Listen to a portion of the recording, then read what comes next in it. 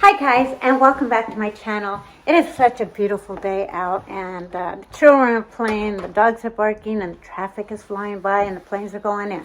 So hopefully I can do this without a lot of distraction. I'm going to back up a little bit because the sun is also very bright right now. Anyway, in today's video, I'm going to be taking you through all the steps that I take before I ever start building a garden. Now, I have talked about doing a vegetable gardening in my driveway, and I've also talked about wanting to plant some perennials this year. Now, before I can do that, there's a lot of things that I need to consider first. So, in today's video, I will tell you all the things to take into consideration for building or ever starting, rather, a garden, because there are so many things to consider. So today I'm going to take you through mapping my yard and finding that perfect spot for a vegetable garden. And I'm also going to touch up on both the mimosa tree and the maple tree that I trimmed and the reason behind doing that. So stay tuned for that.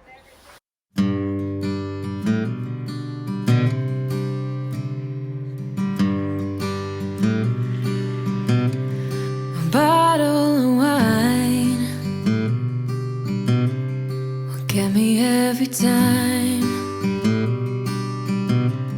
One phone call away and you're ready to be mine. We twist the truth to justify, but baby, two wrongs doesn't make you right. Okay, so like I mentioned on my last video, that my yard has a lot of shaded areas and it has a lot of bright areas, but the bright areas are very short-lived. So it makes it really difficult to plant flowers that require up to 12 hours of sunlight. So by cutting these branches off that I did, off these two formosa trees that are right behind me, let's see if you can see them right here. And I do live in a neighborhood, and it just seems like every time I talk that or come out here to film that it becomes a freeway. But typically, otherwise, the neighborhood is pretty quiet. But anyway, like I was mentioning, because of these trees, because of the big black maple tree right back here that I trimmed, those bring in a lot of shade. And the sun that I do get is from the southern exposure for the most part. So with that said, let me take you to the driveway. But before I do that, I'm going to turn you around because this is a southern exposure right here. So my goal is to monitor to find out how much light is actually coming in here, and that will determine what type of plants that I can go and purchase that I know are going to thrive in this area. Okay, before I get started on talking about the mimosa trees as well as the black walnut tree, I want to position you in this position because this is something that is a big consideration in my yard. Right now, you're faced southwest from my yard. And then you circle over to this direction, and this is west. As I walk down my stairway and I look to the east, that is where the sun rises. Then it circles over to the south, and then southwest and somewhat west. And that's pretty much where it is during the summer months throughout the year, but it gets more pronounced over the summer months and a lot brighter. So the things that I consider when mapping my yard is the things that are around me. First off, I've got a huge cherry tree, and I also have a huge house beside me. This is going to create a lot of shadow and a lot of sun in some direction because obviously the sun is in the south, so this right here is my south-facing wall. Then I look at the front part of my yard, And so now I'm facing north, and I've got another big house next to me. I've got the big, huge maple trees over here that I trimmed. And I've also got some more cherry trees. And then as I go from north to west, I've got both of my mimosa trees over here. So that being said, the reason for trimming those trees was simply to create more sun and less shade. So, in doing that, last year I trimmed quite a few of them off this tree and also this tree, but not enough because the branches were in full foliage when I did that. Now, this year I decided to go ahead and do some more trimming. So all the blunt cuts that you see on this mimosa tree right here are all the ones that I cut, and I cut them further back from cascading into the yard this direction. Now, last year I also cut a lot of limbs that were heading south, so that created a lot of shade over this garden right here. But in doing all that trimming, now this is going to get more sun, and it has also created a lot more sun in these two garden spots. This is what I call mapping your yard.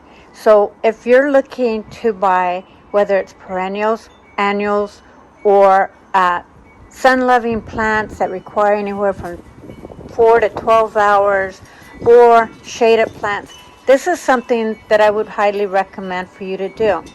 Now, when these mimosa trees here were younger, I got a lot of sunlight, and so I, at that time, planted my yard accordingly.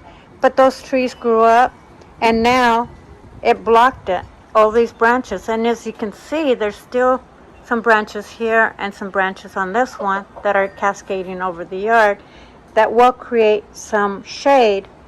But because I have now cleared this area out, I have now getting a ton of sun that is going to be focused over here.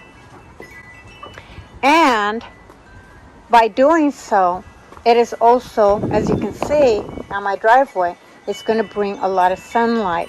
But not only from cutting those mimosa trees, and that was a big reason why I cut this black maple tree branches back also. So all the blunt branches that you see that are cut, that were cascading over toward driveway, I was able to eliminate. So now when the sun is on the west side, I will also get some sun exposure down my driveway. Hopefully. At least that's the end game. The big reason also for trimming this mimosa trees is because last year this whole area was getting so much shade that it stunted the growth on both my hot lips over here as well as this, and a lot of my blooms on my daylilies as well as my but like I was saying, because of those tree branches, this whole area right here was getting so much shade that my daylilies weren't blooming quite as profusely as they should have. My hot lips, both of them, it stunted its growth. My orange stone crop over here didn't quite spread out and bloom as much.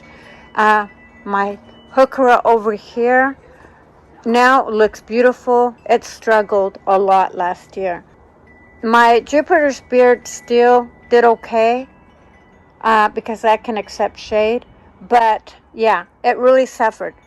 And so when I'm looking at this, I'm now able to know what plants, what perennial plants, annual plants, or shaded plants I can purchase for this year. Do you see that sunny area right there along the fence line? So now all that sun from that southwest area is now coming into here. Now once the sun rotates further west, then I'll be getting even more sun down in this direction. But that being said, because of this two maple trees. There's still quite a few limbs going out over the rooftop. So I'm going to get quite a few leaves still in that area. So this is what I'm trying to monitor. So when you are mapping your yard for sun, this is some of the steps that you have to take to map out an area before you start planting. So this is what I am constantly monitoring to find out how much sun I'm actually gonna get. Because I trimmed the mimosa tree and I trimmed a lot of the black walnut tree branches from here over to this side. Now when the sun travels to the west, this will all open up to sunlight.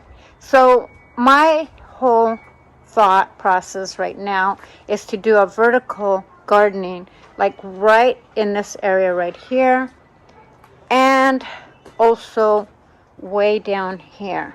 This wall right here, I can do vertical veggie gardens because this area will get a lot of sun exposure because the sun will be positioned in the south and I will get all that sun.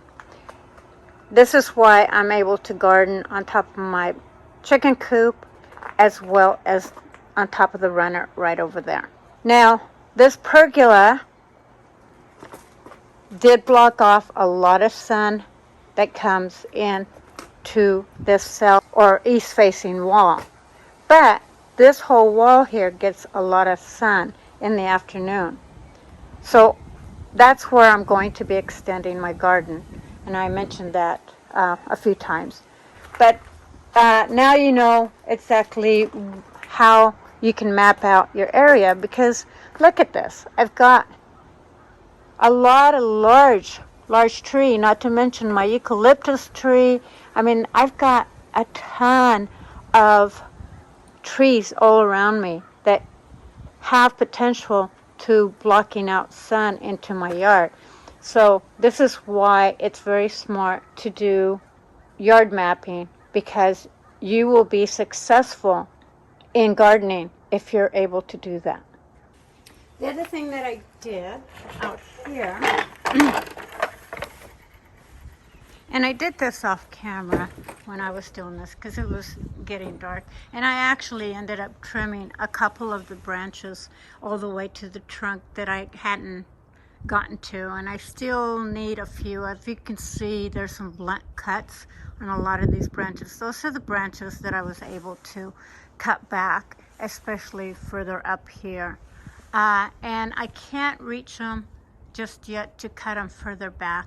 But for now, it's not hurting them because there are some limbs spiking off from them. So there will still be foliage there or leaves. You see where I cut these limbs right here? All this. We're way out here.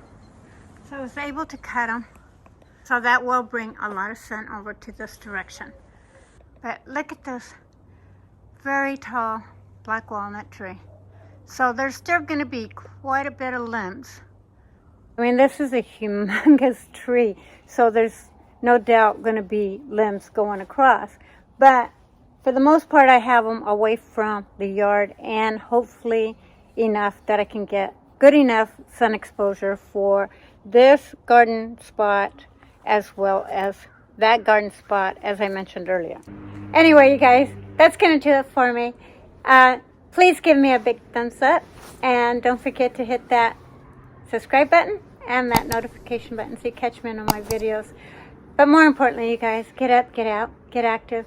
Do something in your garden or inside your house. You can always start stowing seeds inside, and you can also find a project in your home if it's too cold in your area. So have a great evening or day, depending on where you're at. And I will see you when I see you on my next video. And thank you so much for watching. Bye-bye for now. Mwah. Love you guys. Kitty.